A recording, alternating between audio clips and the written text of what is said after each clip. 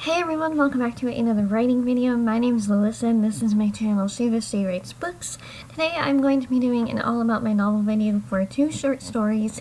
Normally, if I have short stories to share, I wait until I have 2 done, just because they're short stories for one thing, so they're not going to take up an entire 20-minute video.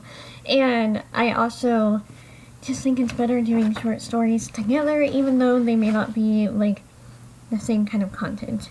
So, the first short story that I have is called Solace and a Stranger, and let me bring that up. I have a different story up, which is the second one that I will be talking about, but I was editing that one, but there we go. This one ended up being 14 pages long, and I think just under 5,000 words. So let's just see. Okay, I clicked on it. Come on. Where can't? There we go. So 4,945 words and 14 pages. That is how long this first short story is.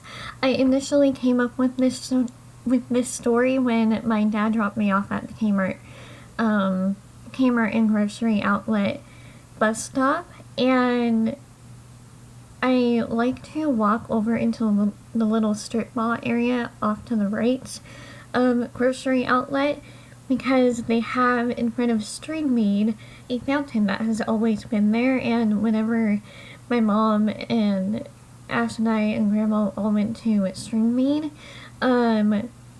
we would like make a little trip, even though it's not that far.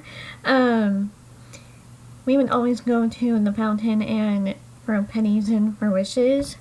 But I kind of stumbled on, you know how in some parts where like there's the sidewalk and then it has a little drop to the road? So I kind of lost my balance on that little bit of the road as I was kind of stepping over, and when I kind of lost my balance, I had this short vision of this girl who was actually drunk. So I have her as a drunk character. And then I just kind of, it was weird because in my mind I knew it was me walking over to the fountain, but it was also kind of like a dual experience where she was also walking to the fountain, and I ended up naming her Shaylin, kind of after Shaylin Writes, because she kind of inspired me to continue writing short stories. Anyways, I have it in like different perspectives as well. So there's Shaylin, there's her sister Sam, there is Graham, and there's also their father, Shaylin and Sam's father, Ian, who is also a drunk, and he's just not there. Sam is a 16-year-old who, actually I'll start with Shaylin. Okay, so Shaylin, she is 22 years old, and she has kind of blonde, wavy hair, like a ombre effect of like brown to blonde hair, and I picture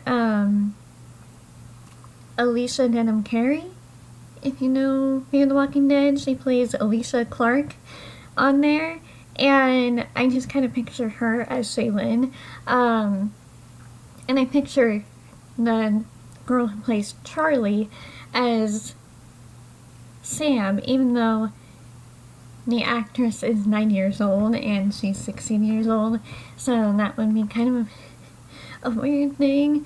But Sam, each time we see her, she is always coming off the bus and stumbling into the fountain area drunk, and she ends up one day seeing that someone else is in her bench. There is a young man named Graham who is actually he just got back from the war a couple months before, and he's not really talked to anyone besides his family.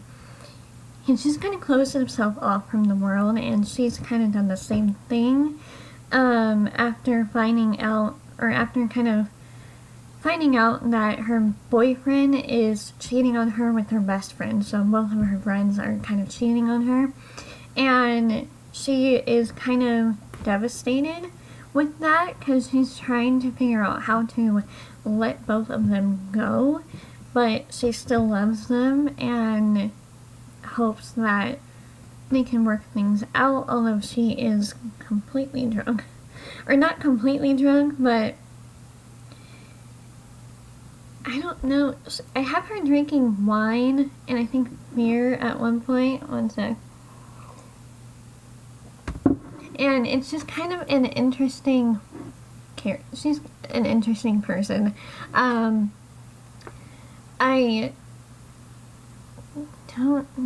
also have her smoking at one scene because she's also like not there as like she hasn't been there since she turned 21 and she was able to drink. She's just like not all there, but when she sees that Graham is sitting on her bench, which there are other benches around the fountain, and also this is an area that I know really well, so I was able to kind of describe it sort of well. She's like, hey, that's my bench.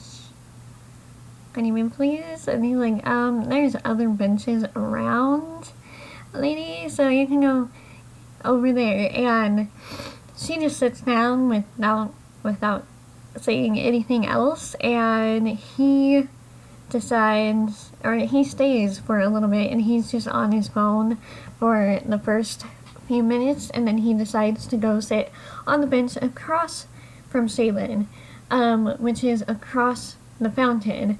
So the story was going to be called Across From You, but Solace and a Stranger seemed a lot better just for the word solace, because everyone's finding solace in someone in this story, and Graham finds solace being with Shaylin or around Shaylin, and Shaylin finds solace in him. And then let's move on to Sam. So Sam is the 16-year-old, and she actually had gone to be with her friends, or I have her say her friends to her sister, but really she was with her boyfriend, and they, they're being teenagers and being stupid. And the first scene that we see her in is she's coming home and she is going into the bathroom, or actually she runs into Shaylin, but once Shaylin sees that she's home and she's okay, then she ends up going to the fountain again. So Shaylin leaves, and their father is in their bedroom, passed out face down on his bed, because he had a girl who he was calling the name of Cicely, and father is a drunk, not really a good figure after his wife, their mother, died, and he's just always bringing home lady friends. So yeah, Sam leaves every now and then to go be somewhere else because she doesn't want to be at home, and they live in a apartment. I don't really know where this apartment is going to be. I think it's Manzanita Avenue, but I'm not sure. Anyways, one of the first few scenes that we see with Sam is her pulling out a pregnancy test and finding out that she's pregnant with her boyfriend's kid, and she ends up leaving a note for both Shaylin in their bedroom, because they share a room in their 2-bedroom apartment, and also a note for her father. It's just a small note, and it is sitting on the counter, and that separates the kitchen and the living room. And then she leaves after calling her boyfriend up, and she goes over to her boyfriend's place, which is Cobble Creek Apartments. I've actually lived in Cobble Creek Apartments. When our family was building our house, we lived there for however long, probably 6 months as the house was being built. I'm not sure. Anyways, so we see, it would kind of be like a huge montage of dialogue and non-dialogue scenes, but I do really like how this story turned out, and I wrote it between Thursday and Friday, and then yesterday I ended up writing this story. I did print that one out, but my mom has it at her chair, and my nose is making this a lot harder. I feel stuffy today for some reason, so I apologize. Anyways, the next one, I've already done some edits, as you can see.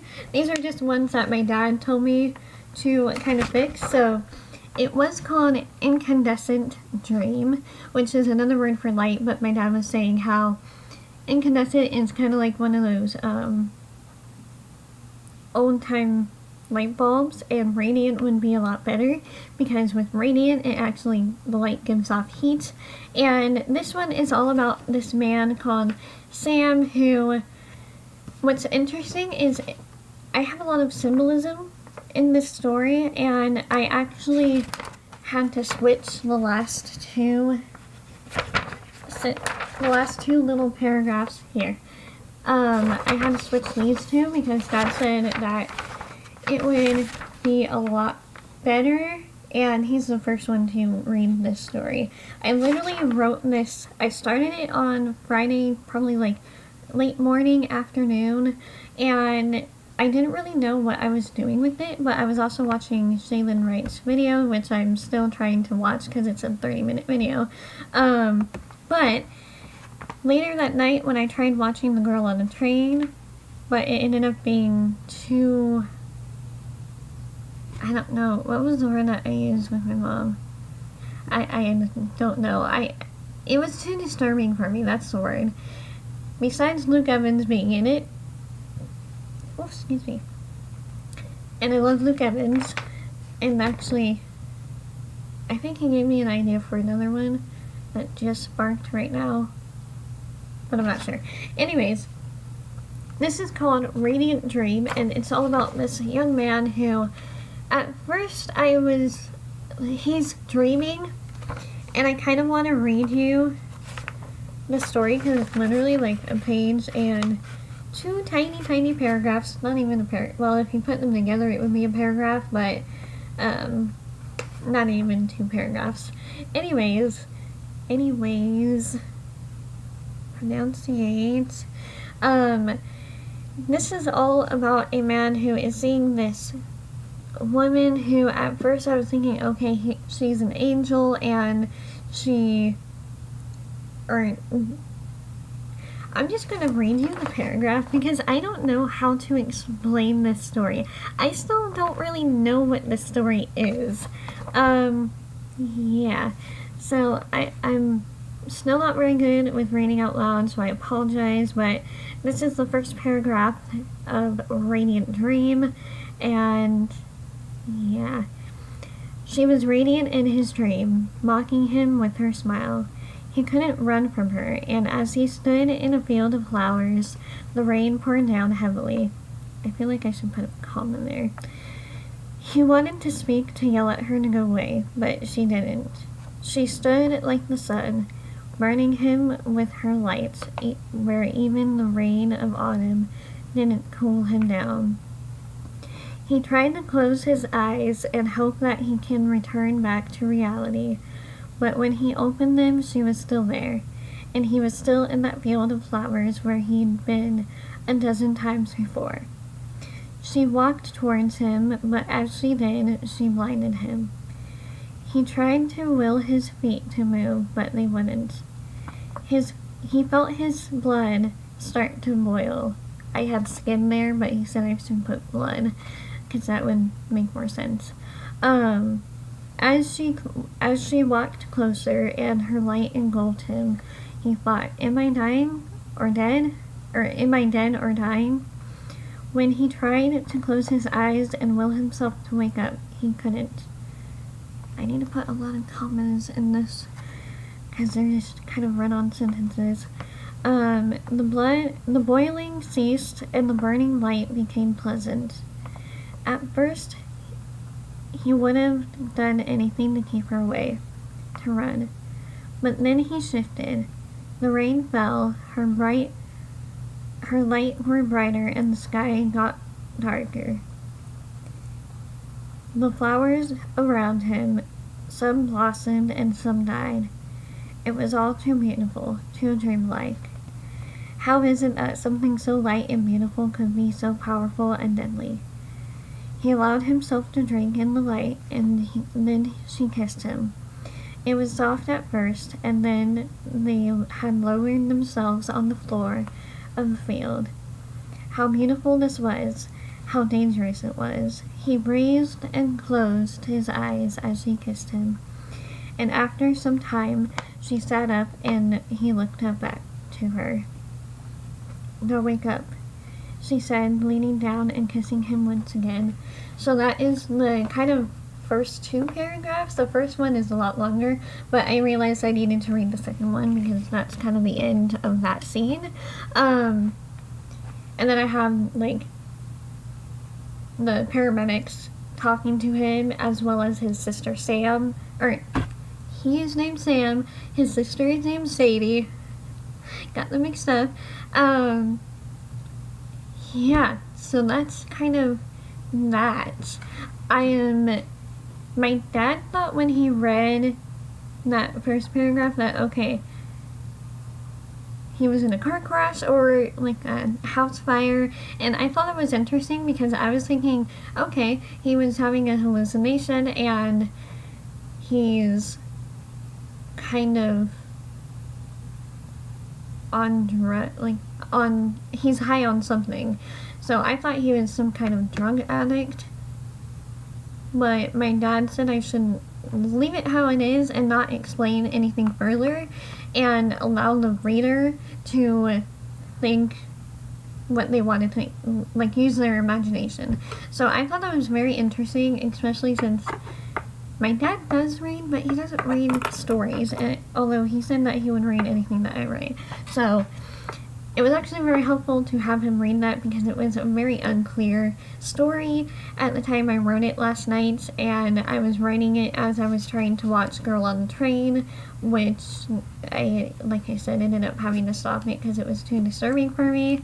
Not that it's a bad story or anything, I just can't handle a lot of the stuff that is talked about, and the actors are so good though. Anyways, that is my all about my novel story, or all about my novel for my short stories, Radiant Dream and Solace and a Stranger. Let me know if you guys enjoyed this video, and I will, well, I'm always going to do more, but let me know what you guys kind of thought of these two stories, and I guess I'll see you in the next video because I have nothing left to say. Thank you guys so much for watching. Don't forget to subscribe for more writing and reading related videos, along with some random ones in between, and I will see you next time with another video. Bye!